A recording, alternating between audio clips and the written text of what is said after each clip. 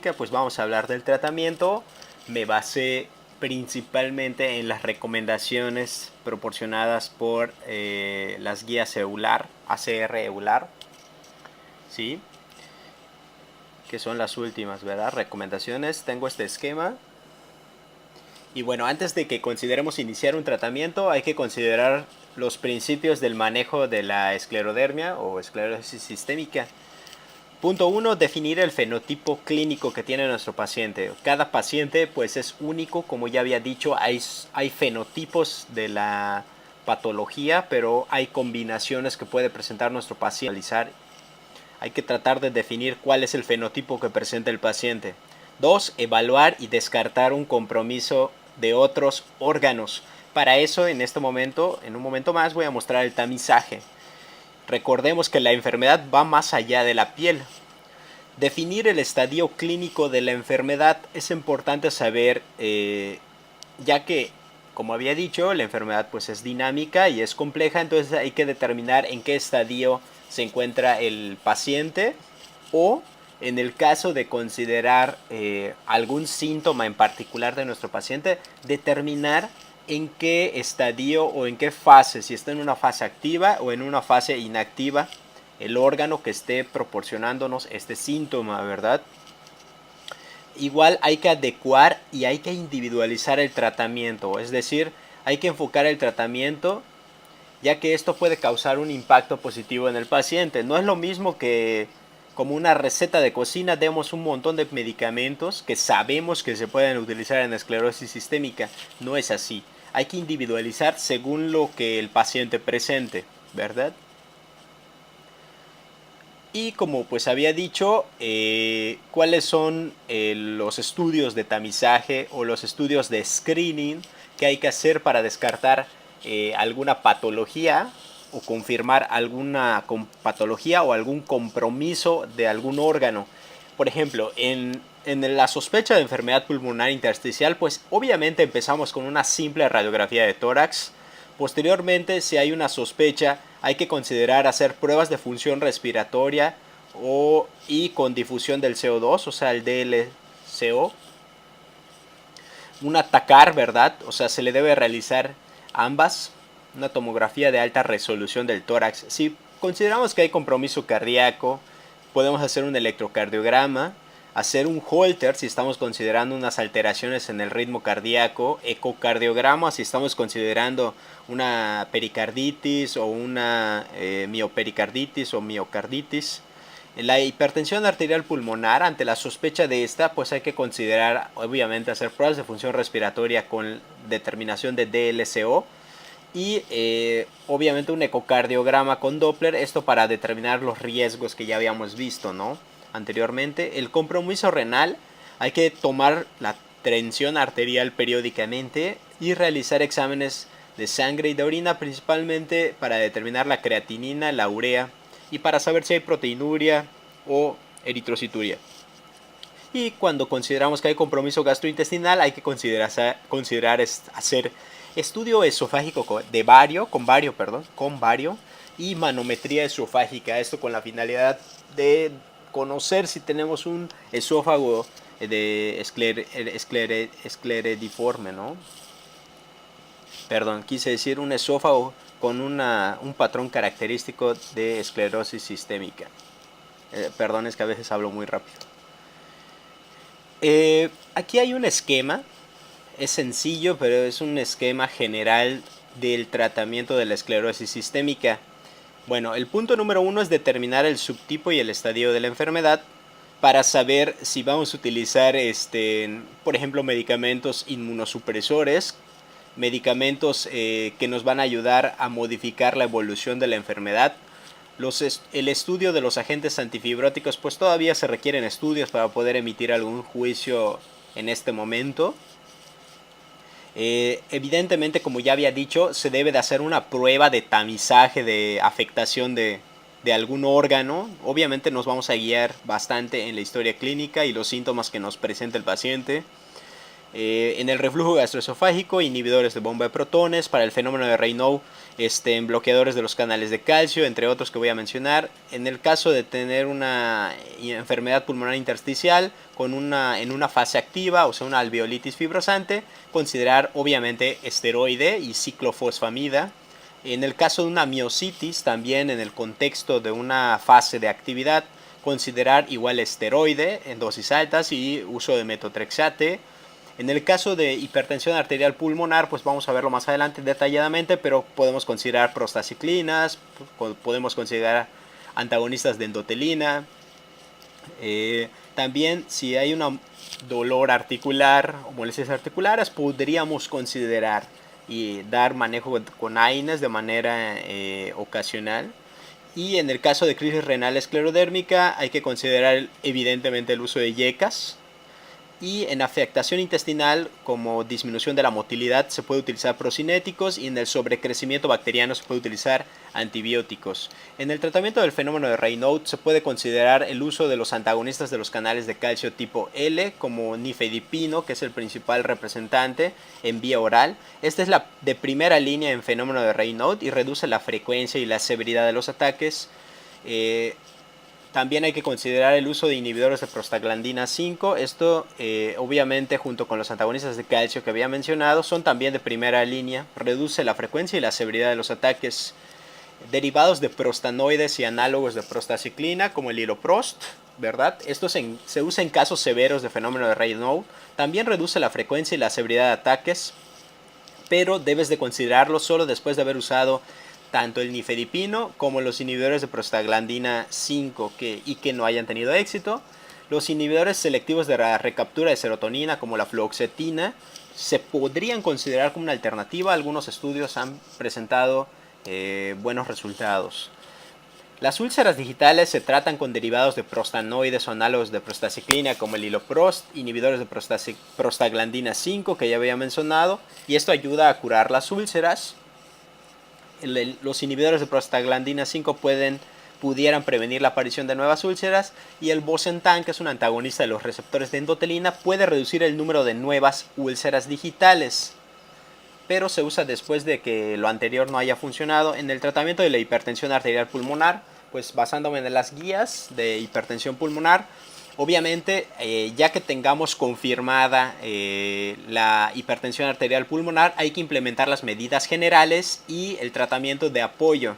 Esto en todo paciente con hipertensión arterial pulmonar, que son considerar uso de diuréticos en caso de que el paciente presente datos de insuficiencia ventricular derecha, como edema de miembros inferiores, plétora yugular, ascitis, hepatomegalia, hepatalgia, etc.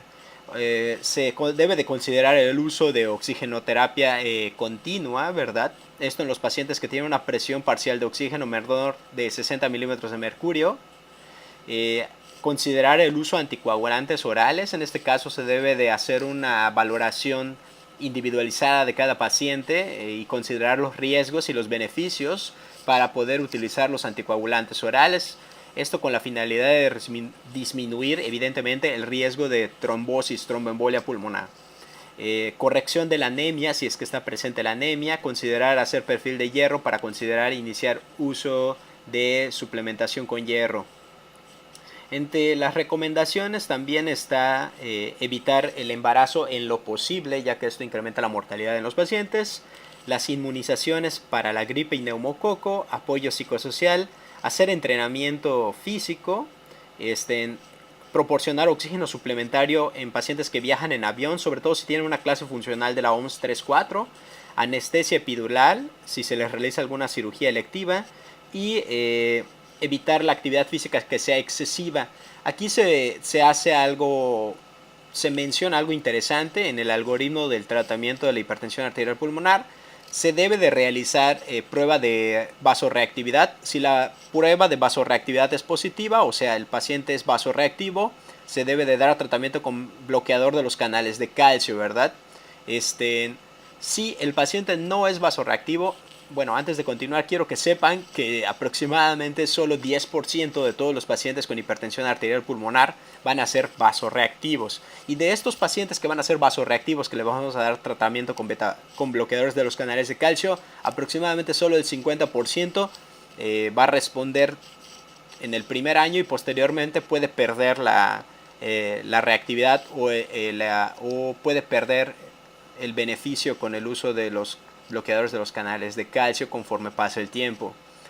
Los que no son vasorreactivos, o sea, esto de vasorreactivo y no vasorreactivo es una prueba que se hace cuando se le hace el cateterismo derecho al paciente. Posteriormente nos tenemos que basar en la clase funcional. Si el paciente tiene una clase funcional de 2 a 3, se puede considerar iniciar tanto en monoterapia inicial como una combinación inicial oral. Generalmente si es más clase 2 se puede considerar hacer una monoterapia inicial con los medicamentos que vamos a ver más adelante. Si ya se encuentra en una clase funcional 4, que es de riesgo alto, se debe iniciar ya con una combinación inicial, ¿verdad?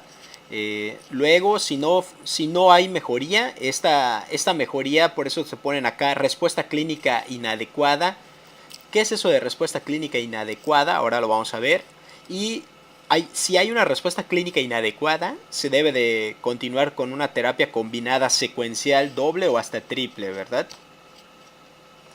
¿Cómo hacemos la evaluación de si hay una respuesta al tratamiento? Con estos parámetros, que son datos de insuficiencia cardíaca derecha, progresión de síntomas, presencia de síncope, clase funcional de la OMS, la caminata de 6 minutos, test de esfuerzo, imagen por ecocardiograma. Esto tiene varios ítems. Puse en azul los que a mi parecer son los más, vamos a decir, accesibles, fáciles de hacer, que podemos evaluar con cada 3 meses aproximadamente.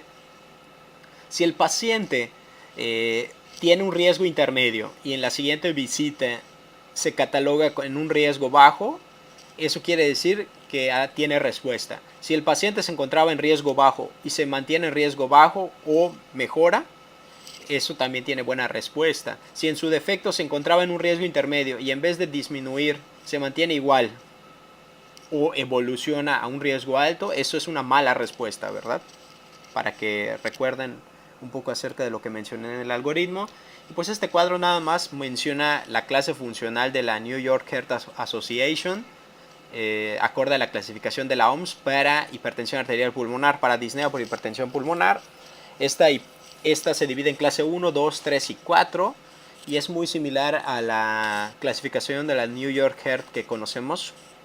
En la 1 es sin limitación a la actividad física, en la 2 está asintomático en reposo, pero hay una limitada actividad, perdón, hay una ligera, ¿cómo se dice? Limitación a la actividad física.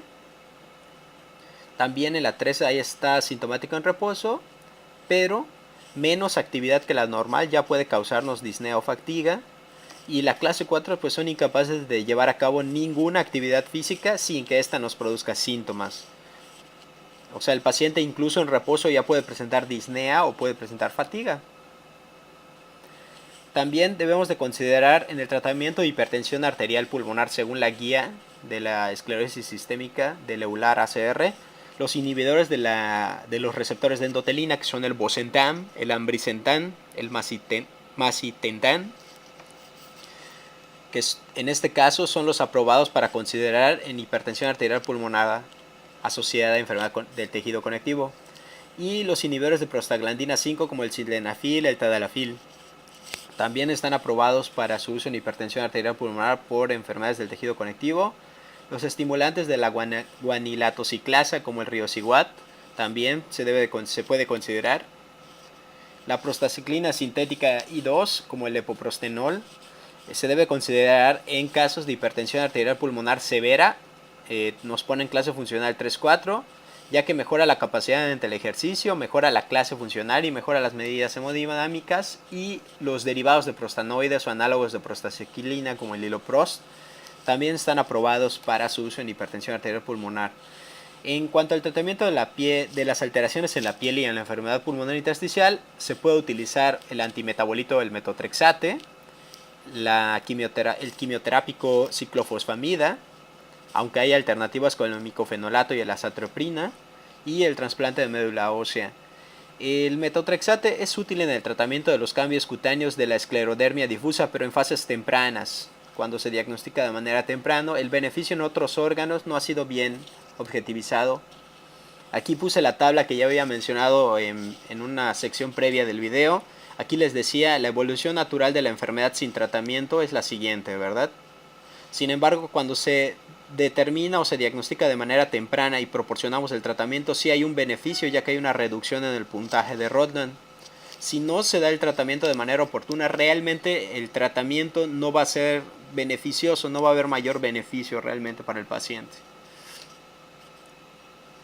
Aquí en el algoritmo de manejo de la enfermedad pulmonar intersticial en pacientes con esclerosis sistémica, tenemos a un paciente que ya le hicimos una tomografía axial computarizada de alta resolución de tórax y determinamos que tiene una afectación mayor del 20%.